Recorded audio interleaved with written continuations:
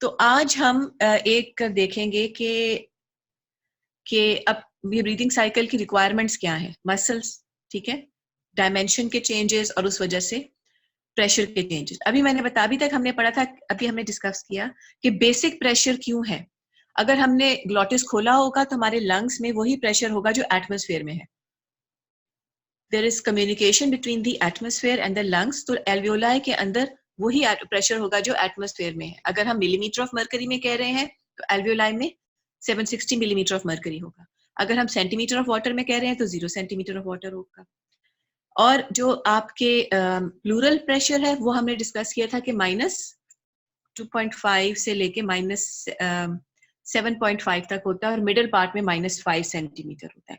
Epics में negativity ज्यादा है और बेस में नेगेटिविटी कम है। इसके कोई जवाब देगा? किसी को याद है कि क्यों होती है? एपिक्स में नेगेटिविटी ज्यादा क्यों होती है और बेस में कम? Anybody? Due to gravity ma'am. शाबाश, ग्रेविटी की वजह से ये डिफरेंस आता है। तो अब हम ब्रीदिंग साइकिल स्टार्ट करते हैं। ब्रीदिंग साइकिल में हम करेंगे इनहेल। सब करो inhale. Your chest has increased in size. अब जब चेस्ट साइज में इंक्रीज कर जाएगा तो याद रखो कि इंटरप्लूरल प्रेशर क्यों नेगेटिव था? क्योंकि आपका चेस्ट वॉल और लंग की वॉल एक दूसरे के ऑपोजिट रिकॉइल कर रहे थे, है ना, एक दूसरे से अगेंस्ट मूव कर रहे थे, इसलिए इंटरप्लूरल प्रेशर नेगेटिव है। जब हम चेस्ट डायमेंशंस इंक्रीज करेंगे तो वो ज्यादा एक दूसरे से मूव अवे करेंगे, तो इंटरप्लूरल प्रेशर ज्यादा नेगेटिव हो जाएगा। So everybody breathe in and imagine that your interpleural pressure is becoming more negative. ठीक है? क्योंकि इनिशियली भी वो नेगेटिव इसलिए था क्योंकि लंग सरफेस और चेस्ट सरफेस एक दूसरे से दूर जा रहे थे।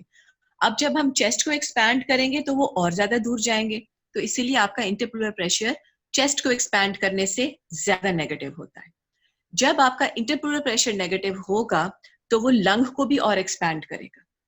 जब लंग ज्यादा एक्सपैंड होगा और उसके अंदर वॉल्यूम ऑफ एयर सेम है, लेकिन अगर उसी एयर वॉल्यूम के साथ लंग को हम और एक्सपैंड करेंगे, what was Boyle's law of pressure? P1 V1 is equal to P2 V2.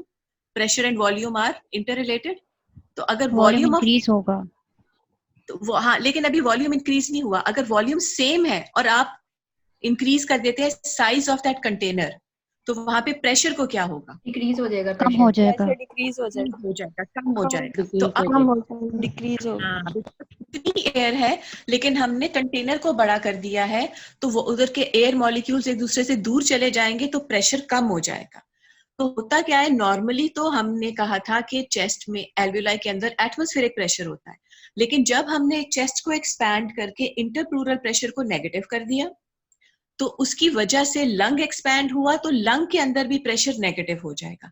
अब जब हम अपना ग्लॉटिस खोलेंगे, air will rush in and this is how we inspire.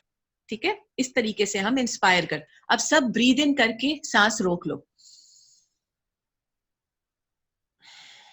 अच्छा, अब आपने देखा होगा कि जब आपने ब्रीद इन करके एक पॉइंट आता है कि जब आपकी सांस खुद ही रुक जाती है और उस पॉइंट पे आप स्टॉप कर देते हो। नेगेटिव प्रेशर वाली जगह पे जब हवा आ जाएगी तो वहां के प्रेशर को क्या होगा? नॉर्मलाइज हो जाएगा, वापस ऊपर आ जाएगा, है ना? उतना ही हो जाएगा जितना एटमॉस्फेयर में है, क्योंकि हमने नेगेटिव प्रेशर इसलिए बना था क्योंकि एयर मॉलिक्यूल्स एक दूसरे से दूर चले गए थे, क्योंकि कंटेनर बड़ा हो गया था। अब जब बाहर से मजीद एयर मॉलिक्यूल्स आ जाएंगे तो अंदर प्रेशर नॉर्मलाइज हो जाएगा।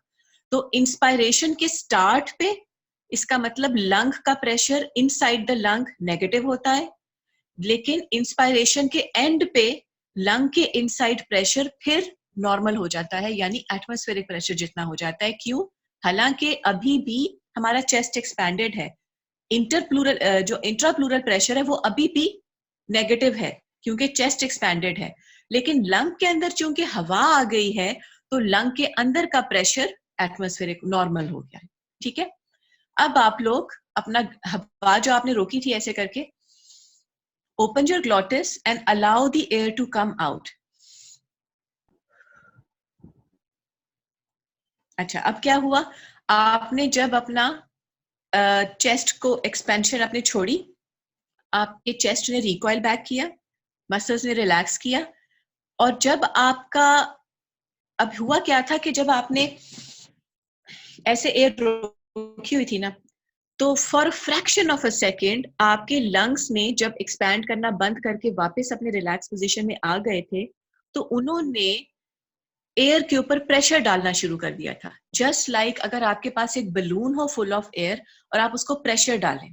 अभी आपने बलून की ओपनिंग नहीं खोली, बस आप उसके ऊपर प्रेशर डालना शुरू किया है, तो उसके लंग जो एयर बलून के अंदर है उसका प्रेशर बढ़ जाएगा।